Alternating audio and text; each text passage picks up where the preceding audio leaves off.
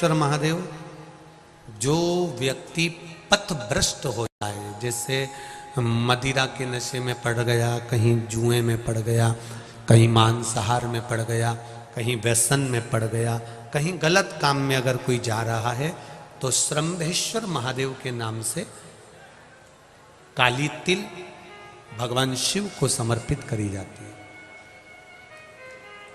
महाराज काली तिल को वापस उठा कर ले आते हैं।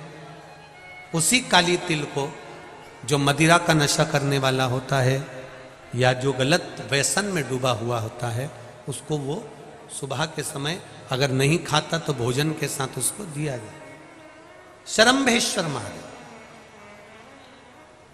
एक बेलपत्री का भी बहुत अच्छा प्रयोग है श्रम्भेश्वर महादेव का। मदिरा पीने वालों के लिए, मांसाहार, व्यसन में, जुए में, वेश्यावृत्ति में, पर नारी में, गलत जगह पर जो डूबे रहते हैं उनके लिए पहले की कथा में उसका वर्णन किया है बेलपत्री का। श्रम्भेश्वर महादेव। एक बार सब बोलेंगे, कौन से महादेव? श्रम्भेश्वर महादेव। फिर जम के बोल लो एक बार, श्रम्भेश्वर महादेव। जब हमारे घर में क्रोध बढ़ता है या कोई गलत कार्य में जाने लगता है तो श्रम्भेश्वर महादेव का हमें शरणागति लेना चाहिए। श्रम्भेश्वर महादेव का पूजन करना चालू कर देना चाहिए। कई लोग कहते महाराज जी ये श्रम्भेश्वर महादेव का मंदिर कहाँ मिलेगा, हम कहाँ पूजन करने जाए? कहीं नहीं जाना, तुम्हारे घर के पास में जो शंकर जी का मंदिर है वहीं जाओ, उसी देवालय में, उसी मंदिर में जाओ। श्रम्भेश्वर महादेव के नाम से जल चढ़ाना प्रारंभ करेंगे। वो जल जो गलत संगत में पड़ा हुआ है उसका आचमन कराना प्रारंभ करेंगे। अपने आप उसकी धीरे धीरे बुद्धि सुधरना प्रारंभ हो जाएगी। ऐसा श्रम्भेश्वर महादेव का है। कुछ स्थान हमारे यहाँ पर बड़े सुंदर सुंदर स्थान निश्चित किए गए हैं। जैसे कैंसर आदि के मरीज के लिए हम लोग पहले भी कहते हैं कि त्रिजुगी नारायण का जल बड़ा महत्व रखता है। जिसका शरीर या जिसको एक पत्र आया है कि किसी को मिर्गी का झटका आना चालू हो गया था। अब पत्र ढूंढेंगे तो समय थोड़ा लग जाएगा। जिसने लिखा है उसके स्मरण में होगा। जिसने भी लिखा होगा कि बीमारी के चलते चलते फिर मिर्गी आना चालू हो गई।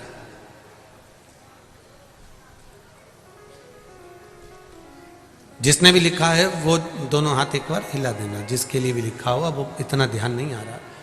तो उनको मिर्गी का झटका आना प्रारंभ हुआ। अब मिर्गी का झटका आना प्रारंभ हुआ, कई महीने निकल गए, मिर्गी के झटके ही बंद नहीं हो रहे। तब उन्होंने पत्र में लिखा है कि श्रम्भेश्वर महादेव का आपने जो वर्णन करा था 31 बेलपत्र वाला, गुरुजी हमने वो 31 बेलपत्र वाला प्रयोग करना प्रारंभ करा और उन्होंने पत्र में लिखा है कि मिर्गी के झटके भी बाबा की कृपा से ठीक हो गए हैं। अब कोई झटके उनको आ नहीं। श्रम्भेश्वर महादेव का जो वर्णन है, श्रम्भेश्वर महादेव का जो गुणगान है, ये कोई साधारण नहीं है। शिव महापुराण में भागवत के प्रहलाद चरित्र को लाकर रखा गया है केवल श्रम्भेश्वर महादेव के प्रागट्य के लिए। ऐसा श्रम्भेश्वर महादेव का गुणगान। एक बार फिर आप लोग भूल ना जाओ उसके लिए एक बार फिर से बोल लो, कौन से महादेव? श्रम्भेश्वर महादेव। ये श्रम्भेश्वर महादेव जैसे कुंदकेश्वर महादेव।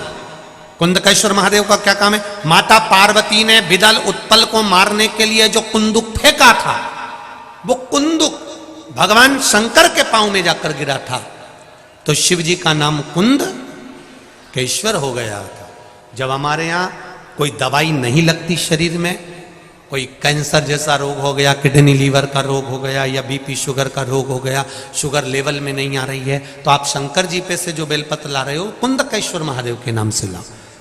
दवाई खाओ, डॉक्टर को दिखाओ, सारी जांचें कराओ, डॉक्टर के अनुसार चलो, डॉक्टर जैसा बताए वैसा करो, पर उस दवाई को भी शिव जी से कहकर कि बाबा कुंदकेश्वर महादेव का नाम लेकर उस दवाई को भी हम कुंदकेश्वर महादेव का प्रसाद समझकर पाना प्रारंभ करो, धीरे धीरे आराम लगना प्रारंभ होगा। कुंदकेश्वर महादेव रोग मुक्ति के लिए होते हैं और श्रंभेश्वर महादेव, बोलो बोलो जरा जम के, व्यसन की समाप्ति के लिए।